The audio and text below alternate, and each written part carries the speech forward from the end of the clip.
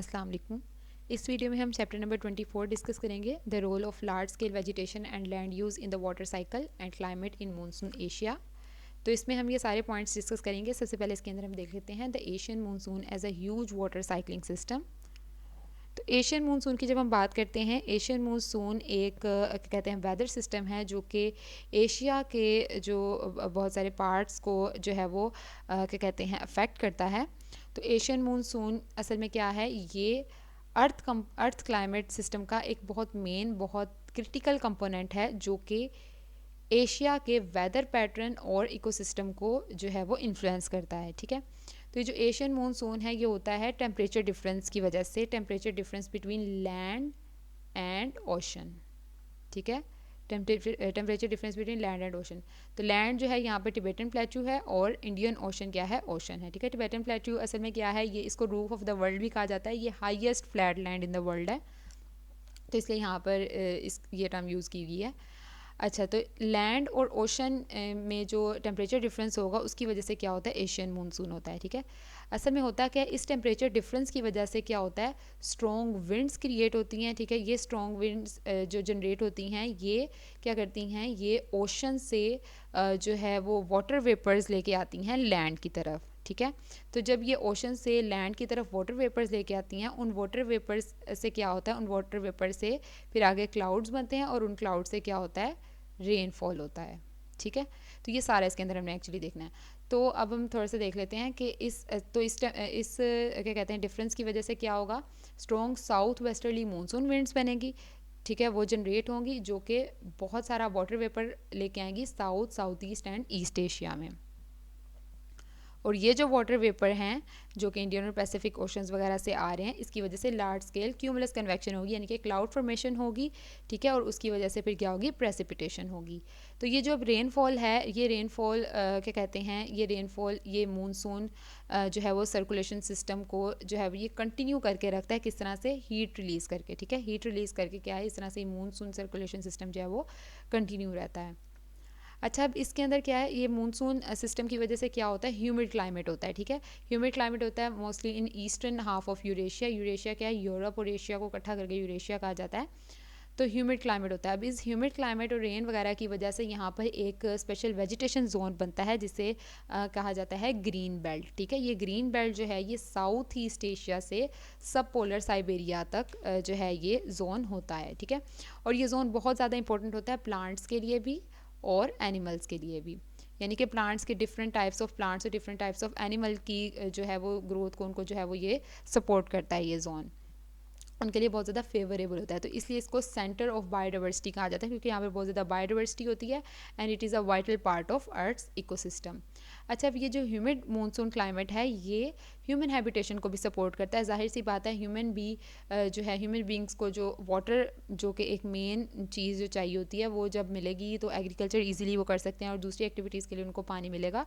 तो इसलिए उनके लिए भी ये एक बहुत सूटेबल जगह है। तो इसलिए हम कहते हैं कि ग्रीन बेल्ट ना सिर्फ जो है ये नेचर के लिए इम्पोर्टेंट है, बल्कि it is also a big part of world's population. Next आ जाता है atmospheric water cycle over monsoon Asia and Eurasian continent. तो जो रेनफॉल है, ये प्रेसिपिटेशन है, ये लाइफ के लिए बहुत ज़्यादा ज़रूरी है। लैंड पे जो लाइफ है उसके लिए बहुत ज़्यादा ज़रूरी है।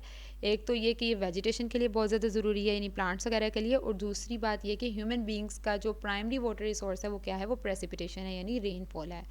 तो मानसून एशिया में इसके जो क्या कहते हैं हम मेजर मॉइस्चर सोर्स, जैसे भी हमने पीछे वाले भी हमने पॉइंट के अंदर पढ़ा कि किस तरह से प्रेसिपिटेशन होती है, कि क्या होता है, मॉइस्चर आता है, यानी वाटर वेपर्स आते हैं, वो कंडेंस होते हैं और प्रेसिपिटेशन होती है। तो यानी कि रेनफॉल के लिए मॉइस्चर सोर्स की ज़रूरत है, मॉइस्चर की ज़रूरत है पहले। तो ये जो मॉइस्चर सोर्स हैं, दो मेन मॉइस्चर सोर्स हैं, एक है वाटर वेपर ट्रांसपोर्ट और एक है इवेपो ट्रांसपायरेशन। सी से डिनोट करते हैं वाटर वेपर ट्रांसपोर्ट को। तो ये जो है मानसून एशिया के अंदर ये मेजर सोर्स है। ठीक है, और इवेपोट्रांसपायरेशन भी एक सोर्स है इसका। तो using global meteorological data from ECMWF European centre for medium range weather forecast 1979 to 1993, तो स्टडी से हमें जो है इनके रिलेशनशिप के बारे में पता चलता है, प्रेसिपिटेशन, वाटर वेपर ट्रांसपोर्ट और इवेपोट्रांसपायरेशन के रिलेशनशिप के बारे में पता चलता है। तो ह्यूमिड ट्रॉपिक्स की जब हम बात करते हैं तो यहाँ पर सी और ई इन दोनों का इक्वल रोल होता है प्रेसिपिटेशन में, ठीक है। यानी वाटर वेपर ट्रांसपोर्ट और इवेपो ट्रांसपायरेशन दोनों एक ही तरह से जो है वो एक ही जितना मॉइस्चर जो है वो देती हैं प्रेसिपिटेशन के लिए, रेनफॉल के लिए।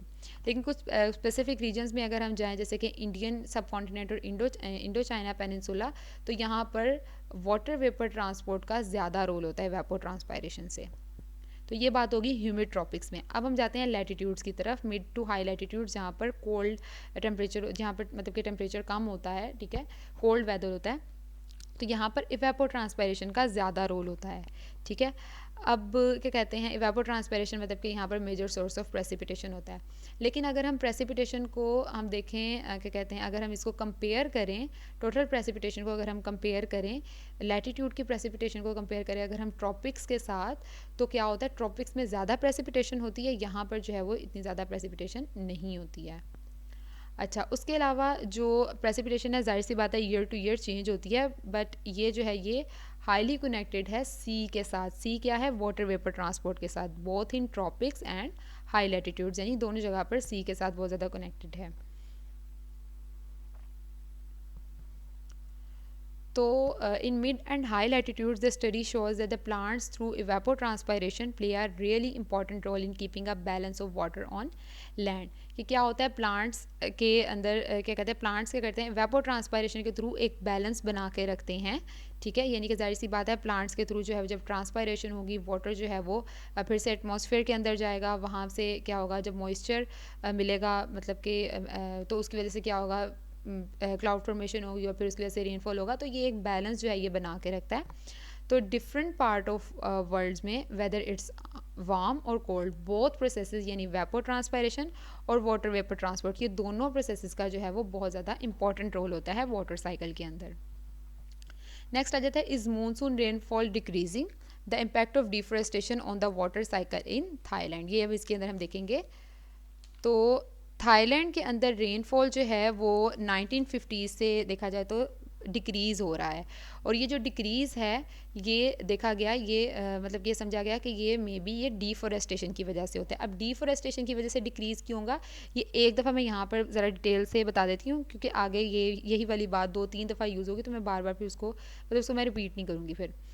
तो डिफोरेस्टेशन की वजह से क्या होता है, असल में डिफोरेस्टेशन की वजह से सरफेस रफनेस कम होती है। पहले हम देख लेते हैं कि जब फॉरेस्ट होते हैं तो क्या होता है। तो जब फॉरेस्ट होते हैं ना, तो यानी कि जब प्लांट्स होते हैं या ट्रीज़ होते हैं, चलो ट्रीज़ कर देते हैं, ट्रीज़ होते हैं जब, तो उसकी वजह से क्या होता है, उसकी वजह से एक तो चीज़ ये है कि जो सनलाइट आ रही होती है, ठीक है, वो सनलाइट क्या करते हैं, हीट जो है वो उसको जो है वो ट्रीज़ जो हैं वो उसको एब्जॉर्ब कर लेते हैं, ठीक है।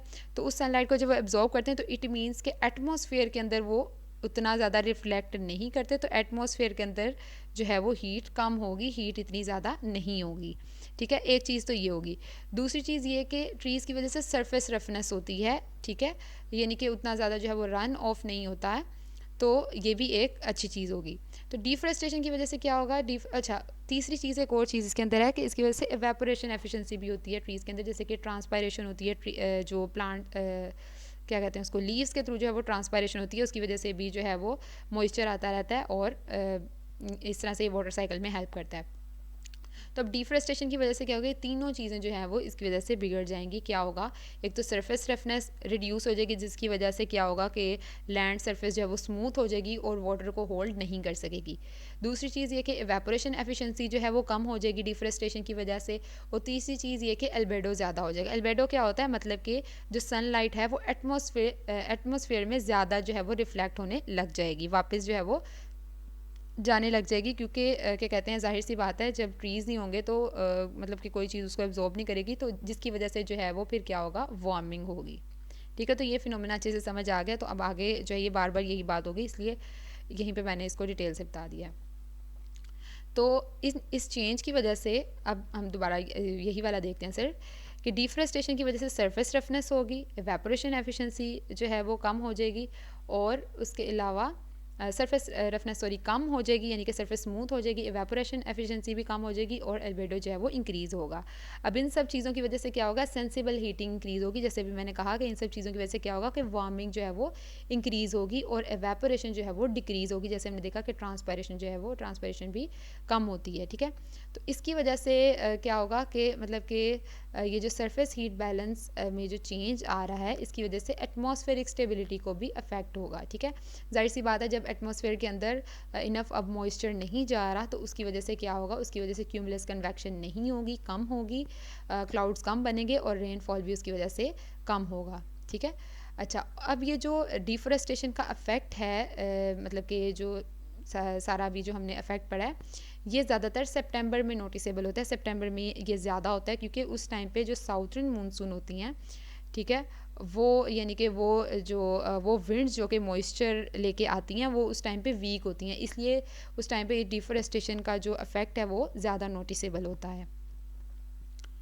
तो जुलाई और अगस्त में जब मानसून करंट स्ट्रॉन्ग होती हैं, अच्छा अब इसके अंदर जैसे कहा कि तब मानसून करंट वीक होती हैं तो वहाँ से भी जाहिर सी बात है मॉइस्चर नहीं आ रहा, इसलिए जो है ये अफेक्ट जो है वो इतना ज़्यादा हमें नज़र आएगा और हम देखते हैं कि इसकी वजह से रेनफॉल नहीं होता।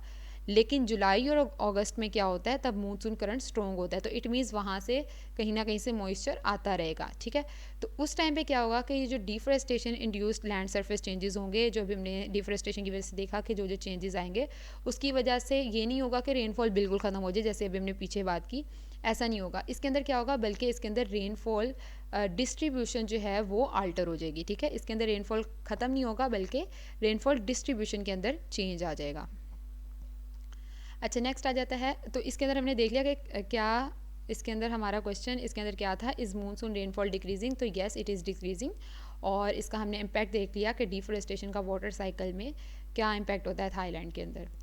नेक्स्ट आ जाता है, do water fed rice paddy fields increase rainfall in monsoon. तो पहले तो हम देख लेते हैं ये पैडी फील्ड्स क्या होते हैं। पैडी फील्ड्स होते हैं जो फ्लडेड फील्ड्स होते हैं, जिसमें हम देखते हैं कि फील्ड्स के अंदर पानी बहुत ज़्यादा होता है, जैसे चावलों को जैसे उगाया जाता है तो उनको हम पैडी फील्ड्स कहते हैं। So do water fed rice paddy fields increase rainfall in monsoon Asia, के इनकी वजह से क्या रेनफॉल इंक्रीज होती है, तो वो हम इसके अंदर देखेंगे।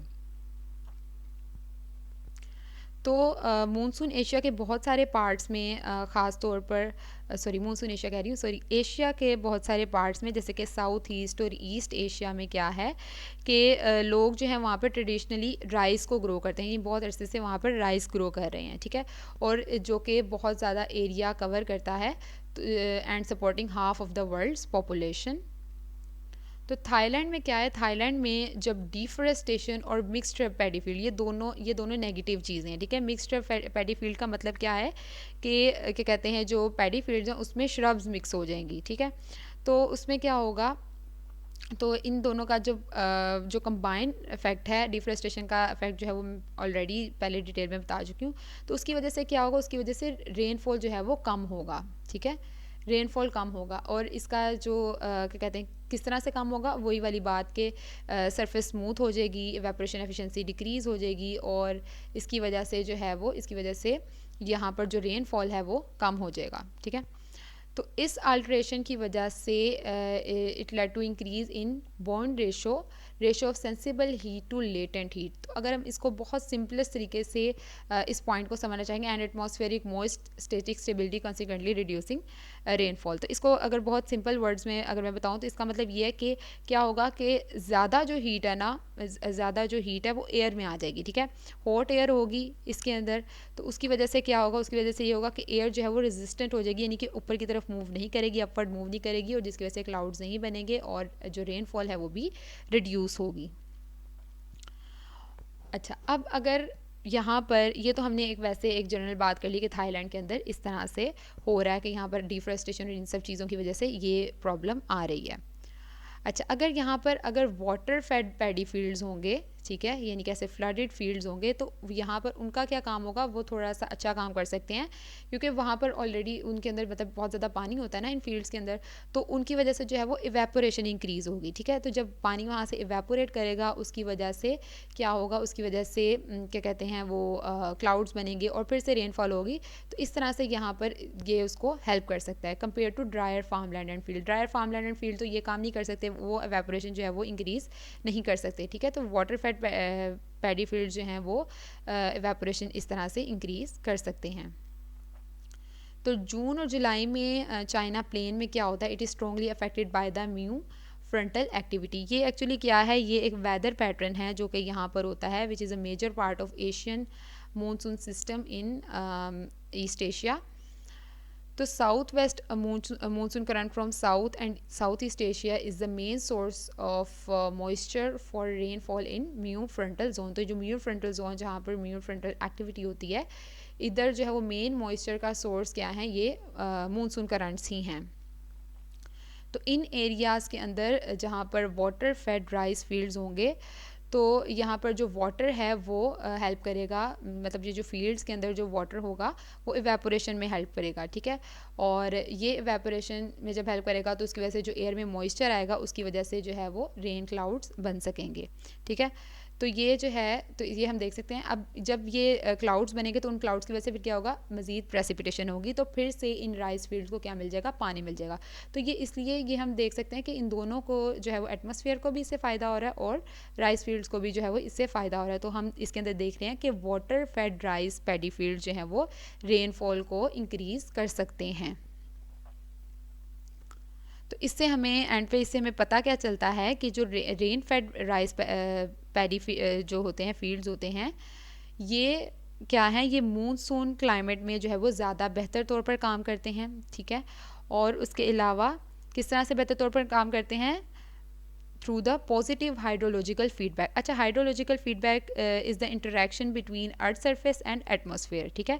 तो क्या होता है, इनका पॉजिटिव फीडबैक होता है, जैसे हमने देखा कि एवेपोरेशन जो है इधर से होती है, ठीक है, जिसकी वजह से क्या होता है, जिसकी वजह से फिर वो क्या कहते हैं, एवेपोरेशन की वजह से क्लाउड्स बनते हैं और फिर उसके बाद जो है वो फिर रेनफॉल होता है। तो ये एक पॉजिटिव फीडबैक होता है, ठीक है।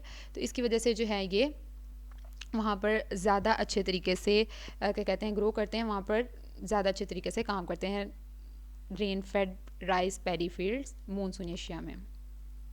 अच्छा, नेक्स्ट आ जाता है हमारे पास लास्ट पॉइंट है, hydro climate memory effect of the Tega permafrost system in Siberia. तो इसमें इसको स्टार्ट करने से पहले थोड़े सा हम ये चीज़ समझ लेते हैं कि क्लाइमेट और वेजिटेशन दोनों आपस में बहुत ज़्यादा क्लोजली लिंक्ड हैं। यानी कि किसी भी एरिया में, किसी भी स्पेसिफिक रीजन में किस तरह के प्लांट्स हैं वो डिसाइड करेगा कि वहाँ का क्लाइमेट भी किस तरह से है, ठीक है। जैसे कि फॉर एग्जांपल अगर किसी एरिया के अंदर डेंस फॉरेस्ट हैं, किस जगह पर जंगलात हैं बिल्कुल ठीक वाले, तो वहाँ पर क्या होगा, जैसे हमने बिल्कुल स्टार्ट में भी पढ़ा कि वहाँ पर क्या होगा, वहाँ का जो टेम्परेचर है वो रेगुलेटेड रहेगा, ठीक है। प्रेसिपिटेशन भी वहाँ पर सही होगी, क्योंकि वहाँ पर क्या होगा, वो सनलाइट को, जो ट्रीज़ होंगे वो सनलाइट को एब्जॉर्ब करेंगे, जिसकी वजह से अननेसेसरी वार्मिंग भी नहीं होगी, ठीक है। और उसके अलावा ट्रांसपायरेशन होगी, वाटर वेपर्स को वो रिलीज़ करेंगे, जिसकी वजह से मॉइस्चर मिलेगा एटमॉस्फेयर को और प्रेसिपिटेशन होगी। लेकिन डिफॉरेस्टेशन वाले केस में क्या होगा, इसके सब कुछ उल्ट हो जाएगा। यानी उसके अंदर क्या होगा, उसके अंदर क्या कहते हैं, जो सरफेस टेम्परेचर उसकी वजह से इंक्रीज़ हो जाएगा और रिड्यूस्ड प्रेसिपिटेशन। यानी कि इसकी वजह से क्या होगा कि जब जाहिर सी बात है, जब ट्रीज़ वगैरह जो है वो उसको सनलाइट को जो है वो अब्जॉर्ब नहीं करेंगे, तो उसकी वजह से क्या होगा कि जो एटमॉस्फेयर का जो टेम्परेचर है वो इंक्रीज़ होगा। तो ये सारी चीज़ें जो अभी हमने इसके इफेक्ट्स पढ़े थे वो सारे डिफरेस्टेशन के अंदर होंगे। तो इस तरह से हमें पता चलता है कि जो वेजिटेशन है उसका बहुत ज़्यादा इम्पैक्ट है वहाँ के क्लाइमेट से। किसी भी रीजन के अंदर जो वेजिटेशन है वहाँ के क्लाइमेट को अफेक्ट करती है। तो इनसे हमें पता चलता है these changes in climate can then have a feedback effect on the vegetation. अच्छा, अब जब एक दफ़ा हमने देख लिया, एक दफ़ा हमने देखा यहाँ पर कि वेजिटेशन का किस पे इफेक्ट है, क्लाइमेट पे, ठीक है। अब उसके बाद जो वहाँ का क्लाइमेट होगा उसका आगे फीडबैक नेक्स्ट इफेक्ट होगा दोबारा से वेजिटेशन पे। तो इसलिए हम इसको कह सकते हैं कि ये क्या है, ये एक 2 वे रिलेशनशिप है वेजिटेशन और क्लाइमेट का, ठीक है। तो जब हम इसको स्टडी करते हैं तो इसको हमें as an interactive system study करना है rather than a 1 way relationship. अच्छा, अब हम बात करते हैं साइबेरिया की। तो ईस्टर्न साइबेरिया में एक ब्रॉड परमाफ्रोस्ट जोन है। परमाफ्रोस्ट के बारे में जिसको नहीं पता, तो परमाफ्रोस्ट क्या है, ये फ्रोज़न ग्राउंड को कहते हैं, ठीक है। परमाफ्रोस्ट फ्रोज़न ग्राउंड को कहते हैं। तो ईस्टर्न साइबेरिया में एक ब्रॉड परमाफ्रोस्ट जोन है जहाँ पर एक फॉरेस्ट है जिसे हम कहते हैं टेगा, ठीक है। ये जो टेगा जोन है यहाँ पर बहुत ज़्यादा हाई फोटोसिंथेटिक एक्टिविटी होती है, यानी कि बहुत ज़्यादा यहाँ पर फोटोसिंथेसिस होता है। और उसके अलावा यहाँ पर जो ट्रांसपायरेशन है वो भी बहुत ज़्यादा होती है, वेपर ट्रांसपायरेशन भी बहुत ज़्यादा होती है, ख़ासतौर पे समर में। स्प्रिंग में यहाँ पर क्या होता है, स्प्रिंग में स्नो मेल्ट होती है, यानी कि विंटर के बाद स्प्रिंग में यहाँ पर स्नो मेल्ट होती है, जिसकी वजह से जो क्या कहते हैं, but the latent heat flux is very small और नेग्लिजिबल। अच्छा, स्नो मेल्ट होने की वजह से यहाँ पर जो हीट रिलीज़ होती है ड्यूरिंग मेल्टिंग वो ना होने के बराबर होती है, even after the snow melt, जो कि होनी चाहिए बट नहीं होती है। ये सडनली इंक्रीज़ होती है जून में, ठीक है। लेटेंट हीट फ्लक्स सडनली जून में इंक्रीज़ होती है, यानी स्प्रिंग में नहीं हो रही थी, जून में इंक्रीज़ होती है। व्हेन फॉलिएशन ऑफ ट्रीज स्टार्ट, यानी जब पत्ते बनना शुरू होते हैं ट्रीज़ पे, तो तब जो है ये जो लेटेंट हीट फ्लक्स है ये इंक्रीज़ होती है। अब इसकी रीज़न जो है वो इतने अच्छे से नहीं पता, अभी अननोन है, लेकिन ये समझा जाता है कि ये जो है वो मेल्टिंग प्रोसेस ऑफ परमाफ्रोस्ट और रूट डेप्थ ऑफ ट्रीज से रिलेटेड है। वो हम देखते हैं किस तरह से रिलेटेड है कि जब क्या कहते हैं, जब परमाफ्रोस्ट मेल्ट हो रहा होता है, तो जब ये इस मेल्टेड लेयर की 20 सेंटीमीटर मतलब ये पहुंच जाती है, ठीक है, ये इसकी जो डेप्थ है जब 20 सेंटीमीटर तक होती है, तो जहाँ पर तकरीबन मोस्टली वहाँ पर रूट्स होती हैं, तो क्या होता है कि फोलिएशन स्टार्ट होना शुरू हो जाती है, यानी कि लीव्स बनना शुरू हो जाते हैं, जिसकी वजह से जो है वो ट्रांसपायरेशन भी शुरू हो जाती है, ठीक है। तो इसके अंदर ये समझा जाता है कि मोस्ट ऑफ द क्या कहते हैं यहाँ पर जो इवेपो ट्रांसपायरेशन है टेगा फॉरेस्ट में, ये ट्रांसपायरेशन की वजह से हो रही है, यानी कि जो ट्रीज़ वगैरह हैं उनके पत्तों वगैरह से जो है मोस्टली यहाँ पर इवेपो ट्रांसपायरेशन हो रही है। तो ये जो टेगा इकोसिस्टम और परमाफ्रोस्ट है, ये असल में इनका आपस में सिम्बायोटिक रिलेशनशिप होता है। अब इसका सिम्बायोटिक कैसे रिलेशनशिप होता है कि जो टेगा है यानी कि जो फॉरेस्ट है ये परमाफ्रोस्ट को किस तरह से हेल्प करता है। सिम्बायोटिक रिलेशनशिप का ये होता है कि जो दोनों चीज़ें हैं वो एक दूसरे को फ़ायदा दे रही होती हैं। टेगा फॉरेस्ट क्या फ़ायदा दे रहा है, ये परमाफ्रोस्ट को मेंटेन करता है। किस तरह से, by recycling water between the atmosphere and the vegetative surface. Taiga forest में क्या है, ट्रीज़ हैं, ठीक है, इसके अंदर क्या है, ट्रीज़ हैं। जैसे अभी हमने इसी पॉइंट के अंदर स्टार्ट में पढ़ा कि ट्रीज़ के होने से या डेंस फॉरेस्ट के होने से जो फ़ायदे होते हैं वो सारे यहाँ पर होंगे, ठीक है, जिसकी वजह से वाटर जो है वो रिसाइकल होता रहेगा, प्रेसिपिटेशन बेहतर तौर पर होगी, और उसके अलावा अननेसेसरी हीटिंग भी नहीं होगी, ग्लोबल वार्मिंग ऐसा कुछ भी नहीं होगा, जिसकी वजह से जो है वो परमाफ्रोस्ट स्टेबिलिटी में ये कंट्रीब्यूट करेगा। टेगा फॉरेस्ट इस तरह से हेल्प करेगा, ठीक है। अब इसके अलावा जो परमाफ्रोस्ट है वो क्या करता है, परमाफ्रोस्ट टेगा को किस तरह से हेल्प करता है, it act as a water reservoir, ठीक है, कि ये वाटर रिजर्वायर के तौर पर एक्ट करता है कि कंटिन्यूसली जो है वो इसकी वजह से इवेपो ट्रांसपायरेशन वगैरह के लिए, प्लांट ग्रोथ के लिए जो है वो कंटिन्यूसली जो है वो मॉइस्चर जो है वो परमाफ्रोस्ट से टेगा को मिलता रहता है। हमें पता है जो फॉरेस्ट है उसको क्या चाहिए, उसको मॉइस्चर चाहिए, ठीक है, ताकि जो है वहाँ पर क्या हो कि प्रेसिपिटेशन हो, ये सब चीज़ें हो, तो उसके लिए जो है परमाफ्रोस्ट जो है वो मॉइस्चर देता है, और टेगा क्या करता है, परमाफ्रोस्ट को स्टेबिलिटी देता है, ठीक है। तो ये इनका सिम्बायोटिक रिलेशनशिप होता है। तो अब जो साइबेरिया में रीसेंट वार्मिंग ट्रेंड हम देख रहे हैं कि क्या कहते हैं वहाँ पर वार्मिंग हो रही है, तो वो इस सिम्बायोटिक सिस्टम को जो है वो डिस्टर्ब कर सकती है। किस तरह से, कि जाहिर सी बात है इस वार्मिंग की वजह से जो है वो परमाफ्रोस्ट मतलब इस अननेसेसरी वार्मिंग की वजह से वहाँ पर परमाफ्रोस्ट जो है वो मेल्ट होने लग जाएगा। उसके मेल्ट होने की वजह से जो वहाँ पर जो प्लांट्स हैं, फॉरेस्ट के जो प्लांट हैं, उनकी सीजनल टाइमिंग पे भी फ़र्क आएगा, ठीक है। जैसे हमने पीछे देखा था कि जब वो मेल्ट हो रहा होता है उस टाइम पे फोलिएशन होती है, तो इस तरह से उनकी जो प्लांट ग्रोथ की जो टाइमिंग है उस पर भी इस पर अफेक्ट आएगा, ठीक है। तो इस डिस्टर्बेंस के, इस डिस्ट्रप्शन के जो है वो बहुत ज़्यादा सिग्निफिकेंट कॉन्सिक्वेंसेज होते हैं इकोसिस्टम स्टेबिलिटी और रेजिलियंस के। तो इसलिए जो है हम इसके अंदर कह सकते हैं कि क्या कहते हैं कि इस वार्मिंग ट्रेंड के पूरे इकोसिस्टम पे जो है वो क्या कहते हैं बहुत ज़्यादा नेगेटिव इम्पैक्ट हो सकते हैं। तो ये सारे इसके अंदर हमने पॉइंट्स पढ़े, जिसमें सबसे पहले था Asian monsoon as a huge water cycling system, जिसके अंदर देखा कि किस तरह से वाटर साइकिल होता है, कि क्या होता है कि पहले क्या कहते हैं मॉइस्चर आता है, मूनसून की वजह से मॉइस्चर आता है, फिर उसकी वजह से क्या कहते हैं क्यूमुलस कन्वेक्शन होती है, और फिर जो है वो प्रेसिपिटेशन होती है। उसके बाद atmospheric water cycle over monsoon Asia, Eurasian and continent, जिसके अंदर हमने सी और उसके अलावा ई और पी की बात की, प्रेसिपिटेशन की बात की कि किस तरह से होती है और कैसे ये फैक्टर्स उसमें हेल्प करते हैं। फिर उसके बाद हमने देखा कि थाईलैंड में जो डिफॉरेस्टेशन है वो वाटर साइकिल को किस तरह से इम्पैक्ट कर रहा है, कैसे इसका नेगेटिव इम्पैक्ट होता है। और फिर हमने देखा किस तरह से water fed rice paddy fields जो हैं वो मानसून एशिया के रेनफॉल इंक्रीज़ करने में उसको जो है वो हेल्प करते हैं। और फिर उसके बाद हमने टेगा परमाफ्रोस्ट सिस्टम के जो कि साइबेरिया में हैं उसके बारे में हमने देखा कि किस तरह से जो प्लांट्स और क्या कहते हैं क्लाइमेट का आपस में किस तरह से उनका क्या कहते हैं उनका आपस में लिंक होता है, और ये सिम्बायोटिक सिस्टम किस तरह से काम कर रहा है, ठीक है। तो उम्मीद है आपको इसकी अच्छे से समझ आई होगी। अगर आपको इसमें किसी भी किस्म की कोई कन्फ्यूजन है तो आप कमेंट सेक्शन में बताएं, और उसके अलावा वीडियो को लाइक करें, चैनल को सब्सक्राइब करें। Thank you.